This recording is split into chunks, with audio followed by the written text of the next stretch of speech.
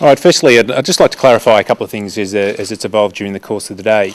The discussions that we actually had this morning in relation to, obviously, an issue in regard to Brent and many of the things that we've actually had to talk through. Firstly, I think it's important that we get the facts right, and one of the reasons that we had the discussion this morning and we were able to talk to the media, we wanted to actually make sure that we had the course of the day to find out as the issues as it evolved, and we're now in a position to actually deal with those. Firstly, the one thing we want to clarify is that we've spoken to the proprietors of the bar in question, and they've confirmed that they've gone through all of the tapes.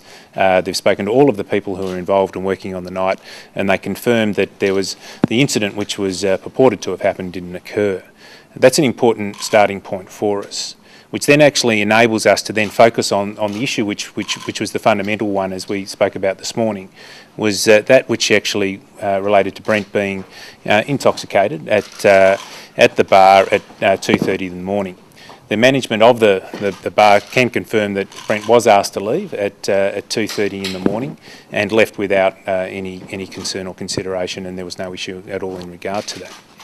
So therefore, what we're dealing with is the fact that after a game of footy, of which obviously player recovery and all the things that go with that was the fundamental concern. We had one of our players and a member of our leadership group who found himself in a situation which was clearly unacceptable. In the considerations of all those things today, the leadership groups met. Brent's met with the leadership group. The leadership groups met with the coaching group, and the leadership and the coaching group have now met with myself to talk that one through. The decision which has been taken, and it's as a result of those discussions, is that Brent's going to stand aside from the player leadership group, and as part of that, he gives up the vice captaincy of the club, and that, if anyone who knows Brent and what that actually means, is a very serious and significant issue. He's a player who has earned the right to be part of the leadership group. He has done the hard yards in terms of building his career at this club. He's actually a lifelong Melbourne supporter, and when elevated to the role of vice captain, talked about it as one of the certainly a crowning achievement in regard to his career thus far. He's been in very good form, obviously, and plays with great leadership.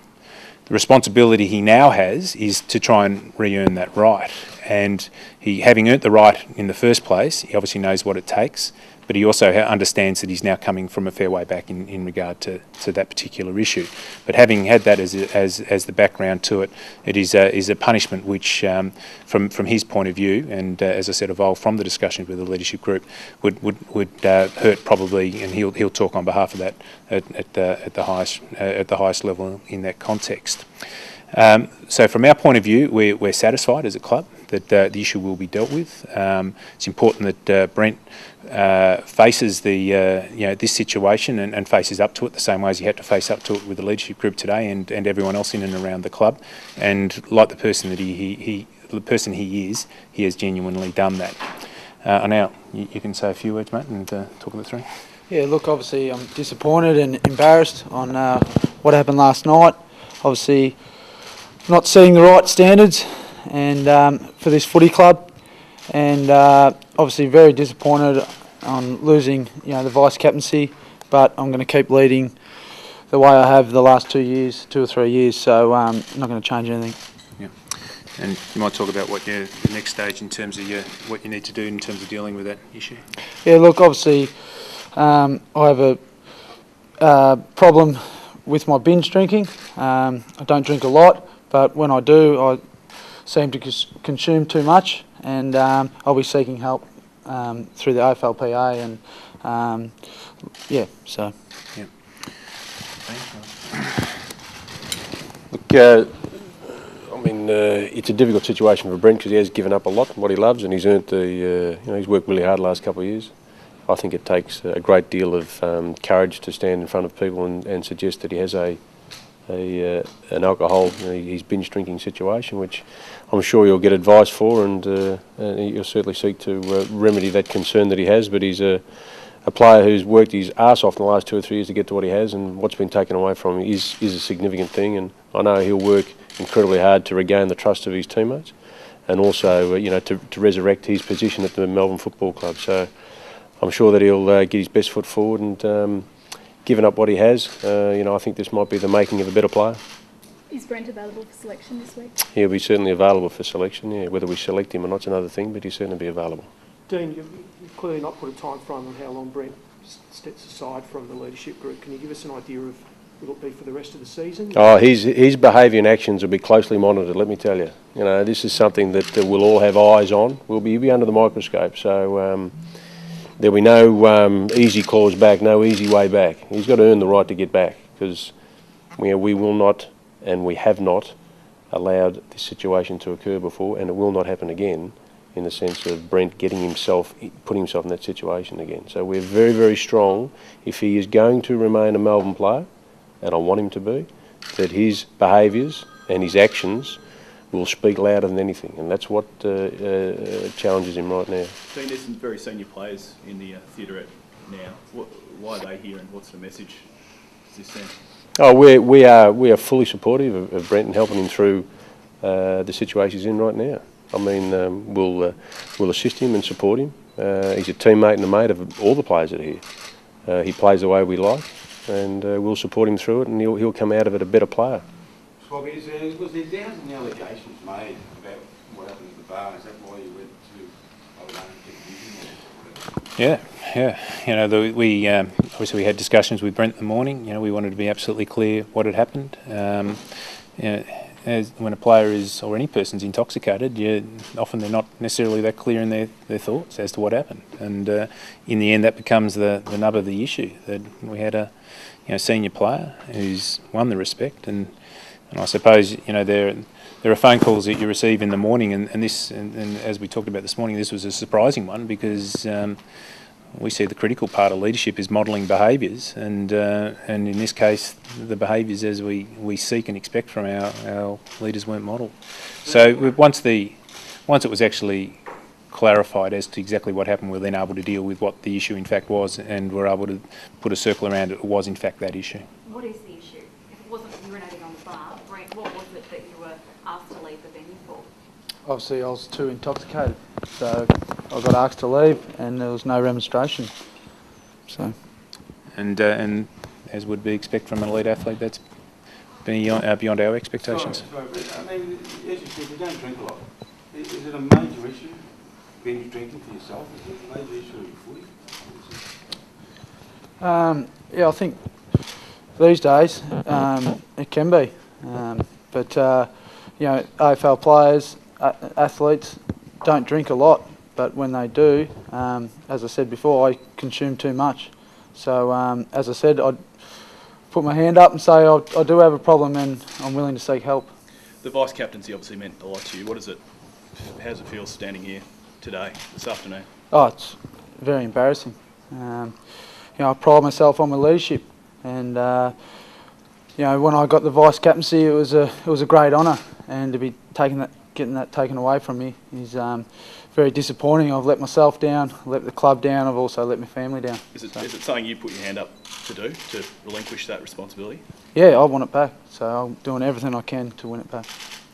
Dean, are the players allowed to go out after a Sunday game? Are they allowed to go out after Sunday game? I think the responsibility on the players is that if they do go out, if they choose to have a beer or two, that's entirely up to them. But we'd like to think that the day before training, that you know, consuming alcohol at any time is not the right path to take if you're going to be a professional footballer. Is there a curfew? We haven't put a curfew on it previously, but I know the leadership group are very keen now to discuss a curfew time and whether that fits or not. So certainly that's been discussed today and probably made a decision on tomorrow, because curfews, whether they work or not, it's certainly bringing forward the aspect that if you're going to be playing professional football and you're going to be a footballer, then yeah, there are responsibilities of being a professional footballer 24/7. And the issue is not so much a Sunday, because the players obviously work from date to date, as in depending on what game day actually is. It's the expectation as to what good recovery looks like, what good preparation for the next day looks like. So it's more in and around those issues, and clearly that's outside of it. Can I ask you what your mindset was when you left the footy, and you're obviously on a high and you're entitled to be? If you go to a pub, presumably you're going to have a drink, Oh, you don't have to, no. But logically, well, why would you go to a pub if you don't have a beer? yeah, exactly. I went out for dinner and had a few beers. So, and then, yeah, this happened. So, as I said, I'm disappointed and embarrassed. Any warning bells along the way? Yeah, I should have went home earlier, but that was the problem. When, as I said, I don't drink a lot, but when I do drink, I consume too much. How long's been drinking been a problem for you? This is probably the first incident I've been involved in, so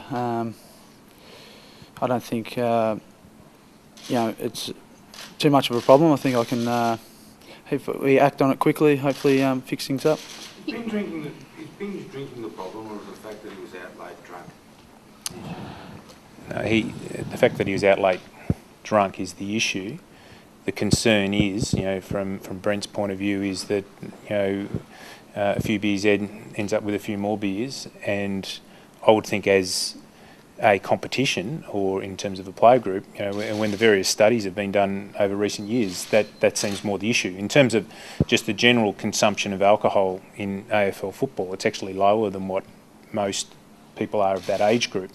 But the tendency over the various studies which have been done is when it happens, it tends to be a more binge drinking thing. And I think the game itself has actually worked hard in that regard, and the players are given a lot of feedback in regards to that particular issue, and that's probably because they're well educated and there is good understanding of it, is probably one of the reasons which then leads to the level of disappointment that we've actually got. So there's no concern then that it's part of the culture of the club, or there's an issue with the culture of the No, we don't think so, but you're always mindful of, we're a young group and we're an evolving group, and even in the context of this, that's where it's important as well. And I think probably from Brent's point of view, he would say if as we use, leadership is modelling behaviour, and it's a behaviour which are clearly outside of expectations, and the most important expectations in all of this is the ones that the players actually set for themselves, and in our experiences they actually set higher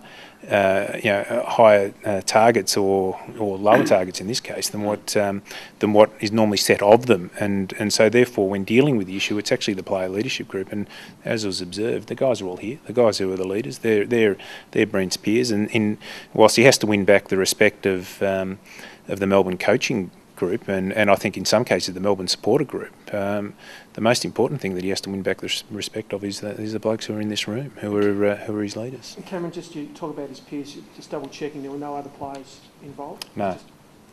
Brent, you knew you had a pre-arranged commitment after the match to speak to the media earlier this morning. What do you think it says about the way you behaved the night before? Yeah, obviously it's not setting the right example. So I said I'm disappointed and embarrassed, and what can I say? Yeah, it's disappointing. What do you say to the Melbourne supporters, Brent? You sorry? Yeah, look, it's not modelling the right behaviour, and especially to our members. Yeah, I am sorry, and I just disappointed. Yeah. Right, guys. One last one, sorry, Kevin. I saw on the Derby Day, one of the races, you didn't drink at races one day. How many times would you actually drink during a year to say that you're a binge drinker? You're not a consistent... I don't think he said he's a binge drinker. That's important comment. He said when he drinks, he has a tendency to binge. Okay, so binge drinking is not something. We're not talking about someone, and because we do monitor these things, someone who goes out and drinks. So what we're saying is the tendency that if when he does, that it goes further than what it should. How many times would you have a night which turns into a binge during a year? Can you estimate that? Oh, look, I don't count, but Low? yeah, very low. Yeah. Single fingers? Low? Yeah, like two or three times a year. Okay, thanks, guys.